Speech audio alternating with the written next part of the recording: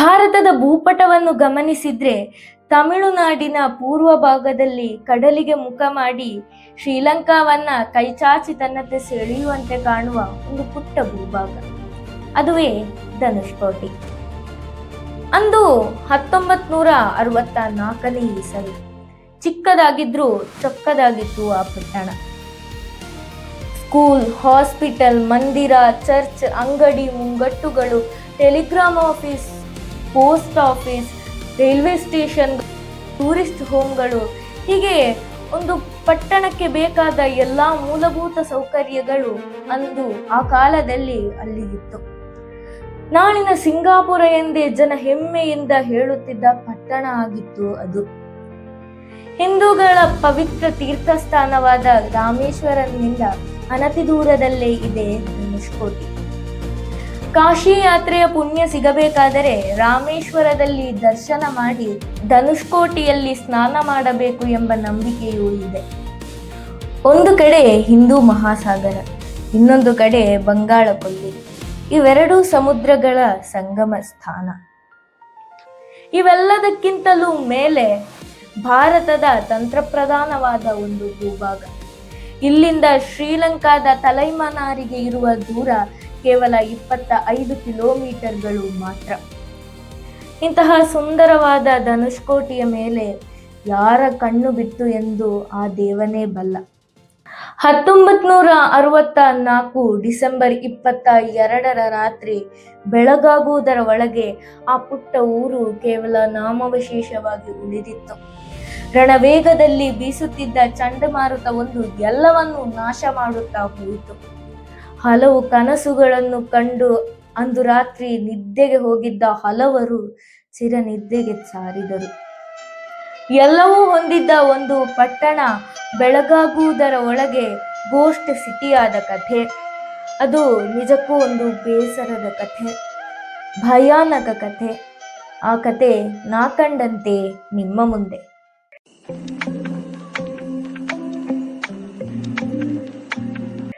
ಧನುಷ್ಕೋಟಿಯಲ್ಲಿ ಇಂದು ನಾವು ನೋಡಿದ್ರೆ ಒಂದು ಹಳೆಯ ಕಡಲ ಸೇತುವೆ, ಒಂದು ಉಪಯೋಗ ಶೂನ್ಯವಾದ ಬಂದರು. ಒಂದು ಶತಮಾನದಷ್ಟು ಹಿಂದೆ ನಾವು ನೋಡಿದ್ರೆ ಆ ಸ್ಥಳ ಹೀಗೆ ಏಕಾಂತವಾಗಿರಲಿಲ್ಲ.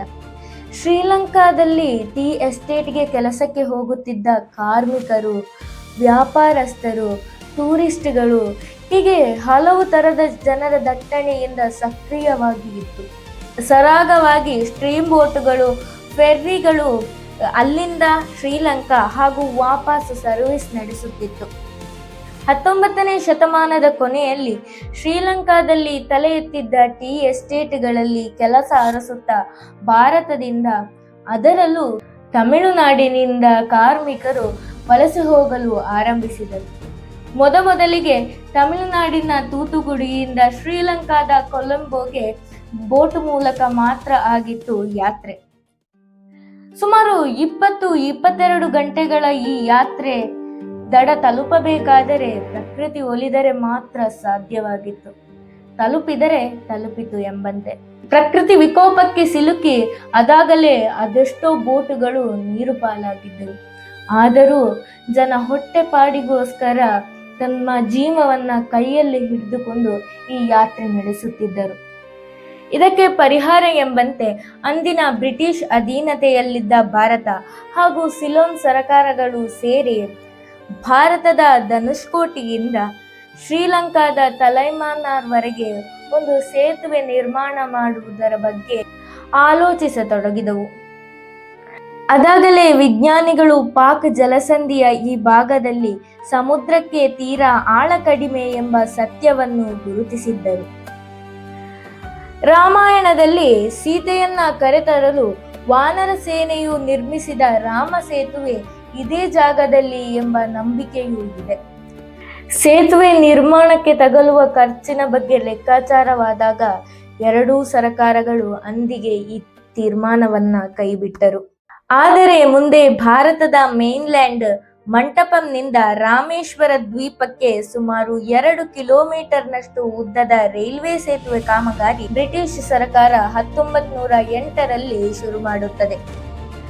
ಮುಂದೆ ಪಂಬನ್ ಸೇತುವೆ ಎಂದೇ ಪ್ರಸಿದ್ಧವಾದ 143 ಪಿಲ್ಲರ್ಗಳೊಂದಿಗೆ 2 ಕಿಲೋಮೀಟರ್ ಉದ್ದದ ಸೇತುವೆಯಾಗಿತ್ತು ಅದು. ಆ ಕಾಲದಲ್ಲಿ ಒಂದು ಇಂಜಿನಿಯರಿಂಗ್ ಅದ್ಭುತ ಕೂಡ ಆಗಿತ್ತು ಅದು. ಹಡಗು ಬೋಟ್ ಸಂಚಾರಕ್ಕೆ ಅಡ್ಡಿಯಾಗದಂತೆ ಮಧ್ಯಭಾಗದಲ್ಲಿ ಮೇಲೆ ಎತ್ತಲು ಸಾಧ್ಯವಾಗುವ ರೀತಿಯಲ್ಲಿ ಆಗಿದ್ದು ಇದರ ನಿರ್ಮಾಣ. 1914 ಫೆಬ್ರವರಿ 24ರಂದು ಇದು ಲೋಕಾರ್ಪಣೆಯಾಗಬೇಕಾದರೆ ಭಾರತದ ಮೊದಲ ಕಡಲ ಸೇತುವೆಯಾಗಿತ್ತು. ಮುಂದೆ ಅದೇ ವರ್ಷ ಮದ್ರಾಸ್ನ ಎಗ್ಮೋರ್ ಸ್ಟೇಷನ್ ನಿಂದ ಶ್ರೀಲಂಕಾದ ಕೊಲಂಬೋ ತನಕ ಬೋಟ್ಮೇಲ್ ಎಕ್ಸ್ಪ್ರೆಸ್ ಹೆಸರಿನಲ್ಲಿ ಒಂದು ಟ್ರೈನ್ ಸರ್ವಿಸ್ ಕೂಡ ಆರಂಭವಾಯಿತು. ಆ ಪ್ರಯಾಣ ಹೇಗಿತ್ತು ಅಂದ್ರೆ, ಪ್ರತಿದಿನ ಸಂಜೆ 7 ಗಂಟೆಗೆ ಟ್ರೈನ್ ಎಗ್ಮೋರ್ ಸ್ಟೇಷನ್ ಬಿಡುತ್ತಿತ್ತು. ಮರುದಿವಸ ಮಧ್ಯಾಹ್ನ 3 ಗಂಟೆಗೆ ಆ ಟ್ರೈನ್ ರಾಮೇಶ್ವರಂ ಪಂಬನ್ ಸೇತುವೆ ದಾಟಿ ಧನುಷ್ಕೋಟಿ ತಲುಪುತ್ತಿತ್ತು. ಅಲ್ಲಿಂದ ಜನ ಬೋಟ್ ಯಾ ಫೆರ್ರಿ ಮೂಲಕ ಶ್ರೀಲಂಕಾದ ತಲೈಮಾನ್ನಾರ್ ತಲುಪುತ್ತಿದ್ದರು. ಸಂಜೆ 6 ಗಂಟೆ ಹೊತ್ತಿಗೆ ಈ ಬೋಟುಗಳು ಶ್ರೀಲಂಕಾದ ದಡ ತಲುಪುತ್ತಿದ್ದರು. ಅಲ್ಲಿ ಅವರಿಗಾಗಿ ಕಾಯುತ್ತಿರುವ ಇನ್ನೊಂದು ರೈಲುಗಾಡಿ ಮೂಲಕ ಕೊಲಂಬೋ ಸಂಚರಿಸಬೇಕಾಗಿತ್ತು. ಇದೇ ರೀತಿ ವಿರುದ್ಧ ದಿಕ್ಕಿಗೂ ಕೂಡ. ಈ ಎಲ್ಲಾ ಪ್ರಯಾಣಕ್ಕೂ ಒಂದೇ ಟಿಕೆಟ್ ಆದ್ದರಿಂದ ಇದನ್ನ ಸಿಂಗಲ್ ಶೆಡ್ಯೂಲ್ ಎಂದು ಕರೆಯುತ್ತಿದ್ದರು. ಹೀಗೆ ಆ ಕಾಲಕ್ಕೆ ಧನುಷ್ಕೋಟಿ ಟ್ರಾನ್ಸ್ಪೋರ್ಟಿಂಗ್ ಹಬ್ ಆಗಿ ಕೂಡ ಬೆಳೆಯಿತು. ರಾಮೇಶ್ವರವು ಹಿಂದೂಗಳ ಪ್ರಧಾನ ತೀರ್ಥಾಟನಾ ಕೇಂದ್ರ ಆಗಿದ್ದರಿಂದ ಹಾಗೆಯೇ ಅಲ್ಲಿಗೆ ಜನ ಬರುತ್ತಿದ್ದರು. ಮೀನುಗಾರಿಕೆ ಹಾಗೂ ಪ್ರವಾಸೋದ್ಯಮ ಆಗಿತ್ತು ಅಲ್ಲಿಯ ಜನರ ಪ್ರಧಾನ ಆದಾಯದ ದಾರಿ. 1964ರ ಹೊತ್ತಿಗೆ ಸುಮಾರು 5,000ರಷ್ಟು ಜನ ಆ ಪುಟ್ಟ ಪಟ್ಟಣದಲ್ಲಿ ವಾಸವಾಗಿದ್ದರು ಎಂದು ಚರಿತ್ರೆ ಹೇಳುತ್ತದೆ. ಆಗಲೇ ಹೇಳಿದಂತೆ ಆ ಸುಂದರವಾದ ಪಟ್ಟಣದ ಮೇಲೆ ಯಾರ ದೃಷ್ಟಿ ಬಿತ್ತೋ ಏನೋ.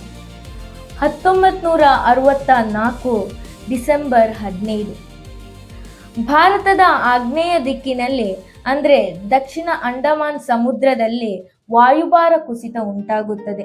ಮುಂದಿನ 2 ದಿನಗಳಲ್ಲಿ ಬಂಗಾಳ ಕೊಲ್ಲಿಯ ದಕ್ಷಿಣ ಭಾಗದಲ್ಲಿ ಮಿಂಚುಗುಡುಗಿನಿಂದ ಕೂಡಿದ ಧಾರಾಕಾರ ಮಳೆಯಾಗುತ್ತದೆ.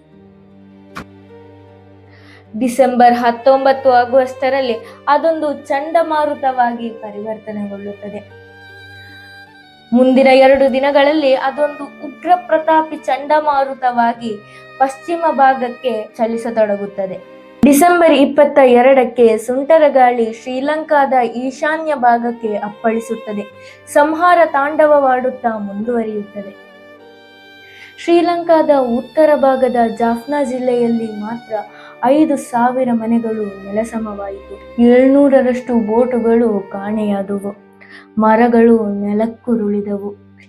ಎಕರೆಗಟ್ಟಲೆ ಕೃಷಿ ನಾಶವಾಯಿತು. ತಿರುಕೋಣಮಲೈ ಬಂದರು ಸಂಪೂರ್ಣವಾಗಿ ನಾಶವಾಯಿತು. ಶ್ರೀಲಂಕಾದ ಚರಿತ್ರೆಯಲ್ಲಿ ಅತಿ ಭಯಂಕರವಾದ ಚಂಡಮಾರುತವಾಗಿ ಇದು ಗುರುತಿಸಲ್ಪಟ್ಟಿತು. ಇತ್ತ ತಮಿಳುನಾಡು ತೀರದಲ್ಲೂ ಕೂಡ ಗುಡುಗಿನಿಂದ ಕೂಡಿದ ವಿಪರೀತ ಮಳೆ ಆರಂಭವಾಗಿತ್ತು. ಡಿಸೆಂಬರ್ 22ರ ರಾತ್ರಿ ಅದಾಗಲೇ ಪ್ರಕೃತಿ ವಿಕೋಪಕ್ಕೆ ತೆರಳುವ ಮುನ್ಸೂಚನೆ ಕಾಣತೊಡಗಿತ್ತು. ಮಳೆಯ ಜೊತೆಗೆ ಬಿರುಗಾಳಿಯ ವೇಗವು ಹೆಚ್ಚುತ್ತಿತ್ತು.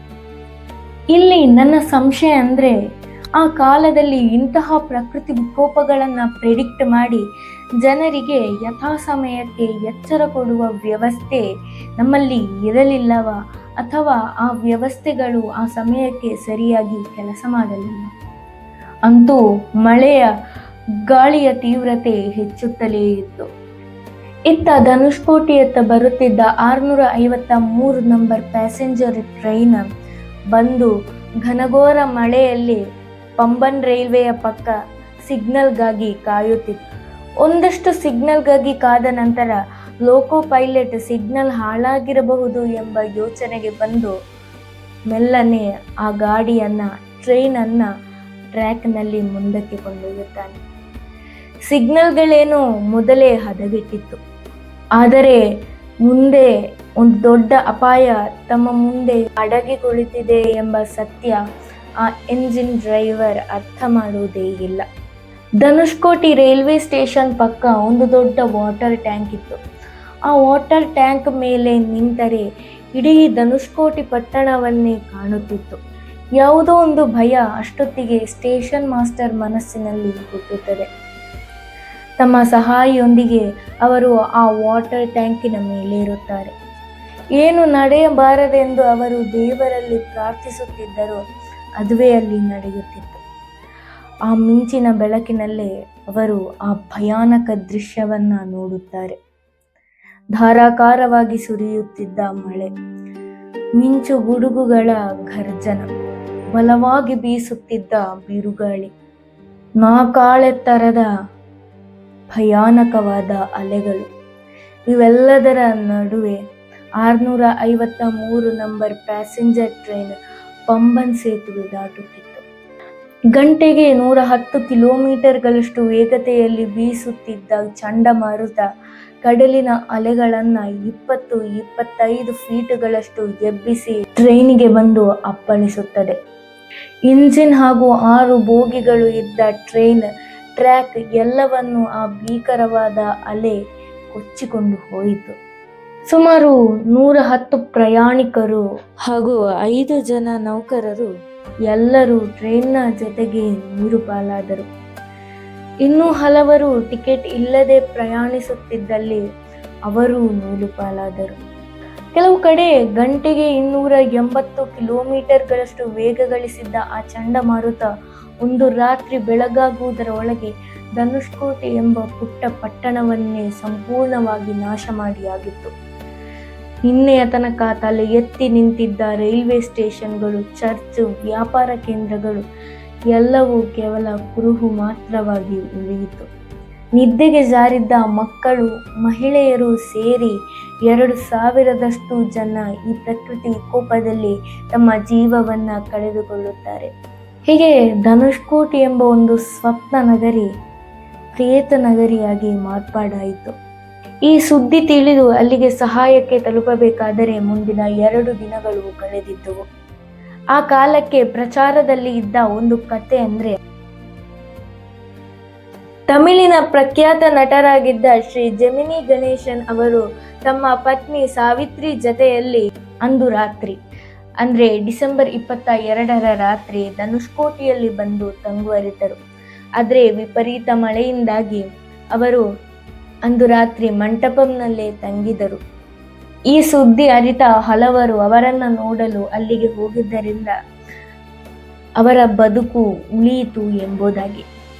ಮತ್ತೆ ಪ್ರಕೃತಿ ವಿಕೋಪಕ್ಕೆ ಹೆದರಿ ತಮಿಳುನಾಡು ಸರ್ಕಾರ ಮತ್ತೆ ಈ ಪಟ್ಟಣವನ್ನ ಪುನರ್ನಿರ್ಮಾಣಕ್ಕೆ ಕೈ ಹಾಕಲಿಲ್ಲ. ವಾಸಯೋಗ್ಯವಿಲ್ಲದ ಪ್ರದೇಶ ಅಂದ್ರೆ ನೋ ಮ್ಯಾನ್ಸ್ ಲ್ಯಾಂಡ್ ಆಗಿ ಘೋಷಿಸಿತು. ಮಾತ್ರವಲ್ಲ, ಅಲ್ಲಿ ಸತ್ತ ಜನರಿಗೆ ಸರಿಯಾದ ಆಚಾರ ಪ್ರಕಾರ ಅಂತ್ಯಕರ್ಮಗಳು ನಡೆಯಲಿಲ್ಲ ಎಂಬ ಕಾರಣಕ್ಕೆ ಅವರ ಆತ್ಮಗಳು ರಾತ್ರಿ ಸಮಯದಲ್ಲಿ ಅಲ್ಲಿ ಸಂಚರಿಸುತ್ತಿರುತ್ತದೆ ಎಂಬ ಅಪನಂಬಿಕೆ ಜನರಲ್ಲಿ ಆಳವಾಗಿ ಬೇರೂರಿತ್ತು. ಆ ಕಾರಣಕ್ಕಾಗಿ ಮುಂದಿನ ದಿನಗಳಲ್ಲಿ ಅಲ್ಲಿ ರಾತ್ರಿ ಉಳಿಯುವುದನ್ನ ಜನ ಬಿಟ್ಟು ಬಿಡುತ್ತಾರೆ. ಹಾನಿಗೊಂಡ ಪಂಬನ್ ಸೇತುವೆಯ ಮರುನಿರ್ಮಾಣದ ಜವಾಬ್ದಾರಿ ಅಂದಿನ ಯುವ ಇಂಜಿನಿಯರ್ ಆಗಿದ್ದ ಶ್ರೀ ಇ ಶ್ರೀಧರನ್ ಅವರಿಗೆ ನೀಡಲಾಯಿತು. 6 ತಿಂಗಳೊಳಗೆ ಮುಗಿಸಬೇಕಾಗಿದ್ದ ದುರಸ್ತಿ ಕಾಮಗಾರಿಯನ್ನ ಅವರ ನೇತೃತ್ವದ ತಂಡ ಕೇವಲ 45 ದಿನಗಳ ಒಳಗೆ ಕಾಮಗಾರಿಯನ್ನ ಮುಗಿಸಿ ರೈಲು ಸಂಚಾರಕ್ಕೆ ಅನುವು ಮಾಡಿಕೊಟ್ಟಿತು. ಈ ಸೇತುವೆಯ ಮೂಲಕ ಮತ್ತೆ ಟ್ರೈನುಗಳು ಸಂಚರಿಸಲು ಆರಂಭವಾಯಿತು ಎಂದಾದರೂ ರಾಮೇಶ್ವರಂ ಲಾಸ್ಟ್ ಸ್ಟೇಷನ್ ಆಯಿತು. ಇಷ್ಟೆಲ್ಲ ಪ್ರೌಢ ಗಂಭೀರದಿಂದ ತಲೆ ಎತ್ತಿ ನಿಂತಿದ್ದ ಧನುಷ್ಕೋಟಿ ಎಂಬ ಪಟ್ಟಣ ಇಂದು ಗೋಸ್ಟ್ ಸಿಟಿ ಅಥವಾ ಪ್ರೇತನಗರಿ ಎಂದು ಗುರುತಿಸಲ್ಪಡುತ್ತದೆ. ಸಣ್ಣ ಸಣ್ಣ ವ್ಯಾಪಾರಗಳಿಗೆ, ಮೀನುಗಾರಿಕೆಗೆ ಹಗಲು ಹೊತ್ತಿನಲ್ಲಿ ಜನ ಬಂದರೂ ರಾತ್ರಿಯಾಗುವ ಒಳಗೆ ಅವರು ತಮ್ಮ ತಮ್ಮ ಮನೆಗೆ ಹಿಂತಿರುಗುತ್ತಾರೆ. 2025 ಏಪ್ರಿಲ್ 16 ಪ್ರಧಾನಮಂತ್ರಿ ನರೇಂದ್ರ ಮೋದಿ ಅವರು ಹೊಸ ಪಂಬನ್ ಸೇತುವೆಯನ್ನು ಉದ್ಘಾಟಿಸುತ್ತಾರೆ. ರಾಮೇಶ್ವರಂನಿಂದ ಧನುಷ್ಕೋಟಿಯ ತುತ್ತ ತುದಿಯಾದ ಆರಿಚನ್ ಮುನ್ನೈಯತ್ತ ನೇರವಾಗಿ ಹೈವೇಯಲ್ಲಿ ಸಂಚರಿಸುತ್ತಿರಬೇಕಾದರೆ ಇಕ್ಕೆಲೆಗಳಲ್ಲೂ ದಡವನ್ನು ನುಂಗುತ್ತಾ ಹತ್ತಿರ ಬರುತ್ತಿರುವ ಕಡಲನ್ನ ಕಾಣಬಹುದು. ಅಂದಿನ ರೈಲ್ವೆ ಸ್ಟೇಷನ್, ಚರ್ಚ್, ವ್ಯಾಪಾರ ಕೇಂದ್ರಗಳು ಇವೆಲ್ಲದರ ಸ್ಕೆಲಿಟಲ್ ಸ್ಟ್ರಕ್ಚರ್ ಈಗ ಕೂಡ ಧನುಷ್ಕೋಟಿಯಲ್ಲಿ ಇದೆ. ಇದನ್ನ ಕಾಣಲೆಂದು ಹಲವಾರು ಪ್ರವಾಸಿಗರು, ಒಂದಷ್ಟು ವ್ಲಾಗರ್ಸ್ಗಳು ಇಲ್ಲಿಗೆ ಬರುತ್ತಾರೆ. ಆದರೆ ಧನುಷ್ಕೋಟಿಯ ಗತಕಾಲದ ಪ್ರೌಢಿಮೆಗೆ ಕೈಗನ್ನಡಿಯಾಗಿರುವ ಈ ಅವಶೇಷಗಳ ಸಂರಕ್ಷಣೆಗಾಗಿ ಸರಕಾರದ ಭಾಗದಿಂದ ಯಾವುದೇ ಒಂದು ಪದ್ಧತಿ ಇದ್ದಂತೆ ಕಾಣುವುದಿಲ್ಲ. ಕೆಲವು ಕಿಡಿಗೇಡಿಗಳು ಈ ಅವಶೇಷಗಳನ್ನು ವಿಕೃತಿ ಮಾಡುವುದನ್ನ ನಾವು ಇಲ್ಲಿ ಕಾಣುತ್ತೇವೆ. ಗತಕಾಲದ ಧನುಷ್ಕೋಟಿಯ ಮಹಿಮೆಯನ್ನ ಮುಂದಿನ ಪೀಳಿಗೆಗೆ ತೋರಿಸಲಾದರೂ ಸರಕಾರ ಈ ಅವಶೇಷಗಳನ್ನ ಸಂರಕ್ಷಿಸಬೇಕು ಎಂಬುದೇ ನನ್ನ ಅಪೇಕ್ಷೆ ಎಂದು ಹೇಳುತ್ತಾ, ನೀವು ಇದುವರೆಗೂ ನನ್ನ ಚಾನೆಲ್ ಅನ್ನ ಸಬ್ಸ್ಕ್ರೈಬ್ ಆಗಿಲ್ಲ ಅಂದ್ರೆ ಖಂಡಿತವಾಗಿಯೂ ಸಬ್ಸ್ಕ್ರೈಬ್ ಮಾಡಿ. ವಿಡಿಯೋ ಇಷ್ಟವಾದಲ್ಲಿ ಲೈಕ್ ಮಾಡಿ, ಶೇರ್ ಮಾಡಿ. ಮತ್ತೆ ಇನ್ನೊಂದು ವಿಷಯದೊಂದಿಗೆ ಮುಂದಿನ ಸಂಚಿಕೆಯಲ್ಲಿ ಭೇಟಿಯಾಗೋಣ. ವಂದನೆಗಳು.